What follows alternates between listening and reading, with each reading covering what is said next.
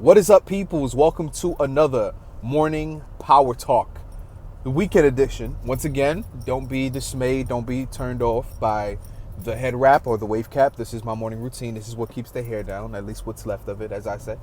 So, this morning's topic is something that's really dear to my heart. There was a Huffington Post article that went viral just recently. And the title of the article just went like this, right? I think it came out Friday. Today's Sunday. The title of the article went like this. Me and my husband thought that education was a way out of poverty. Now we're $718,000 in debt. Right? Now, first of all, I commend the young lady who wrote this because it took a lot of courage. I know it takes a lot of courage to come out publicly and write such things. You know, I know it's not easy for us to talk about our situations and our problems, especially when it comes to finances, you know, because we all have them to a certain degree. We all have student loans. But there was something about this article which conjured a conversation between me and a friend of mine's, right? The problem that I had with this was that, I mean, as you read the article, this young lady spoke about how, you know, she comes from a background where finance, you know, it's not her fault, you know. She said her father split up early. You know, both of them come from a lot of dysfunction, like many of us. Come from dysfunctional backgrounds. She never really got the message concerning finances, concerning education as a way out. She never got that talk. Just like many of us, she was told that by getting a degree, or sometimes even getting a higher education degree, going higher, beyond the bachelor degree, getting a professional degree like a master's or a PhD. No, not PhD. But yeah, PhDs too sometimes, depending.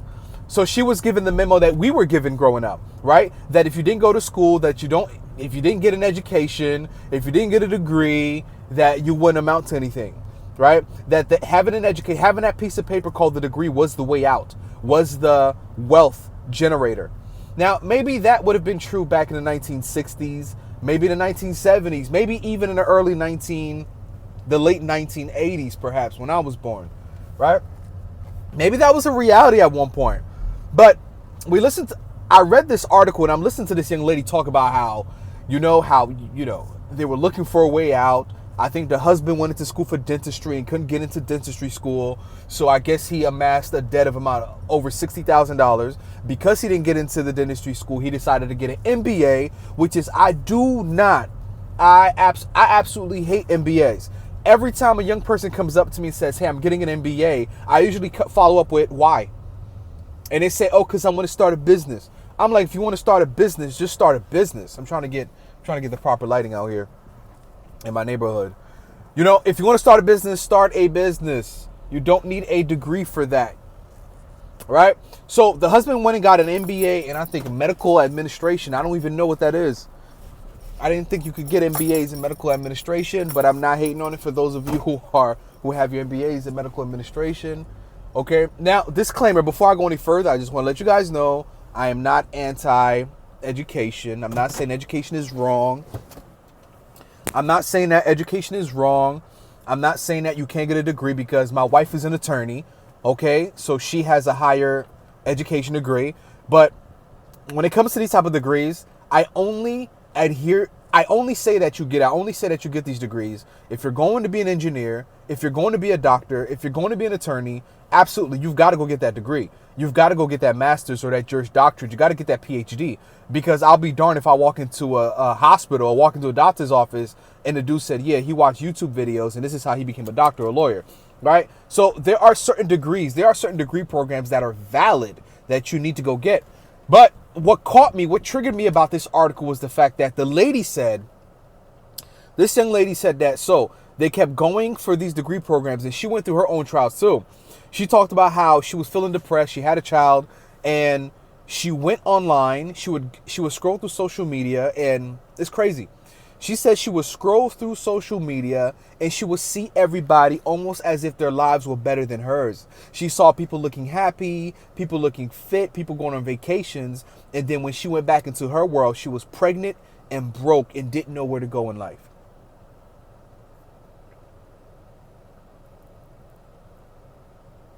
This is something we've really got to think about.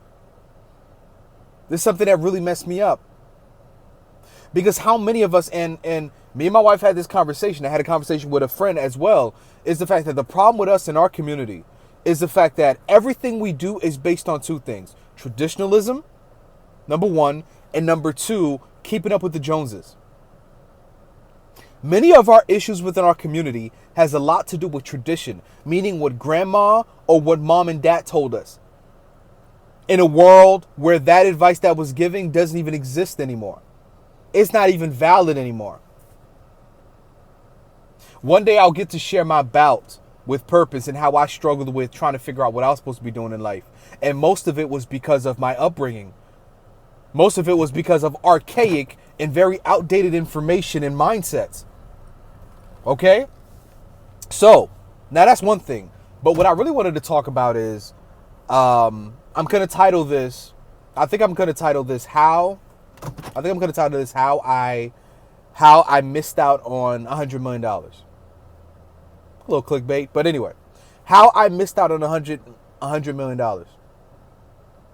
So I'm speaking to a friend of mine last night because I put this up on my Instagram stories. I made a whole story about it, about how, what the issue was and how I went to school as well and how I started business. My escape plan was business, entrepreneurship. Anyway, my friend came on my DM and was like, man, this is crazy. Isn't this wild? Like, people really don't understand how bad this whole education thing is and how going back to get these secondary degrees is really invalid, is really not needed, especially if you're paying over $60,000 for something that won't give you that return. There's no return of investment in these degrees anymore, right? Unless you're going into a field that requires that and that is going to pay you equal of the equal value or more of the degree. But anyway, the homegirl said something that triggered me. And I was like, you know what? I was like, no. The situation is deeper for us. It's deeper for us. Because I was like, back in 2000, I was telling my homegirl that we missed the ship. We missed the ship. Our community missed the ship. You know why? Because around the years of 2000 and I would say 2008 all the way down to 2016 or 17, there was a huge thing going on with venture capitalists where these young people were literally going to venture capitalists and angel investors and literally getting investments and funds from, like, I'm talking about for millions of dollars. So around that time, anybody that had a silly idea for an app, you had a silly idea for some sort of invention, any sort of tech idea that you had, these guys were literally walking away with funding in the millions, some of them in 100 of millions. So that means 16-year-old Robert and his friend were going to these hackathons and going to these shows and going to these offices where angel investors were. They were pitching their ideas. Most of the ideas were not well thought out. It just sounded cool for the moment because Mark Zuckerberg was up there. Instagram and all these other tech companies were making so much money. They were changing the world. So you had a lot of people, you had a lot of wealthy people that were like, hey, we know we can't create this technology, so why don't we empower those who are making the technology? So a lot of these 16 and I'm talking young people were going to VCs and angel investors and just coming up with these silly ideas for apps and products, and they were getting funding for it. Now, what that caused is after several years of this, and there was no return of investment, a lot of these guys, all right, do you remember during the early years of Instagram, right? The early years of Instagram, what is the biggest things we ran into? The biggest issues we had for many of us entrepreneurs was you had the story of the entrepreneur, young 20, maybe 23-year-old dude on a yacht. He was driving a Ferrari. He's talking about, this is my life, this is entrepreneurship. And it began to muddy the mindset of entrepreneurs, right? This is where that came from. That was pretty much the fruits of that whole VC venture capitalist funding bubble that burst recently, right? But you had a lot of these people just going and it was giving away money.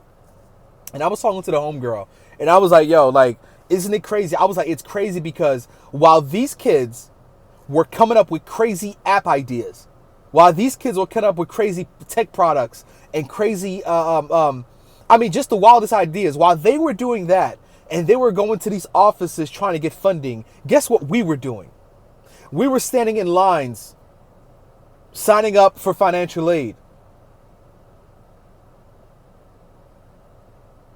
While certain group of young people, while certain group of people were literally getting funding in the hundreds of millions for stupid app ideas and stupid products and tech ideas that did not come to any sort of value, didn't mean anything, we were at the bursar's office. We were signing up for financial aid. We were signing up for degrees that we know we didn't need. But because in our community, it was told that, oh yeah, you're nothing without a degree. It was told, oh yeah, you need that master's degree. Even though most jobs at that time were not asking for master's degrees. As long as you had the skill set and you're proficient, they will hire you and pay you a great salary. While most of us were getting financial aid and most of us are trying to figure out, man, what is the next degree program I could get into to compete with that person or make my grandma feel good or make my auntie feel good or make this person feel bad or let everybody know that I'm smart. While we were doing that, they were literally learning how to code. And I just want to warn you guys because there's a message here.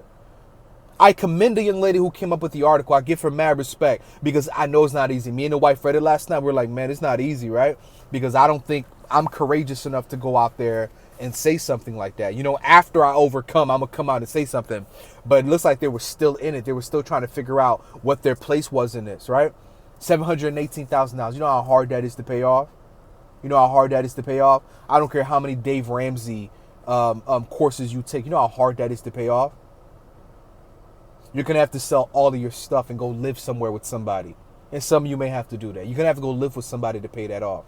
And even if you do all those radical things, can you really pay it off? Unless you have a salary that is close to it, that is. But you know how hard it is to pay off $718,000 of student loan debt with a family, especially in your mid 30s, early 40s. You know how hard that is? And you don't have a business plan. You don't have supplementary income, anything coming in. And I'm passionate about this because I almost fell into it too. I'm just as much as a victim.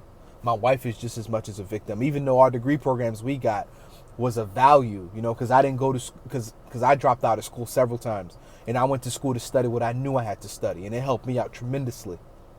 My wife is an attorney.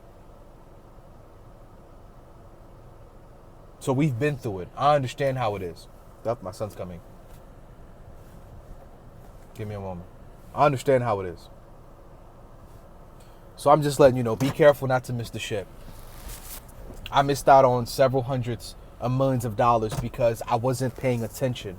I missed out on it. Our community missed out on lots of money. A lot of these companies that were started, a lot of these kids that started these companies, the investors never made their money back. There was no return of investment. There was no return of investment.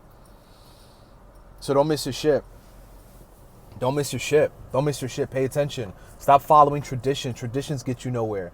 At some point, you have to understand that mom and dad, they mean well. Your family means well. But if they are not in tune with what's going on in today's world, I'm sorry to tell you, but you don't need to listen to them.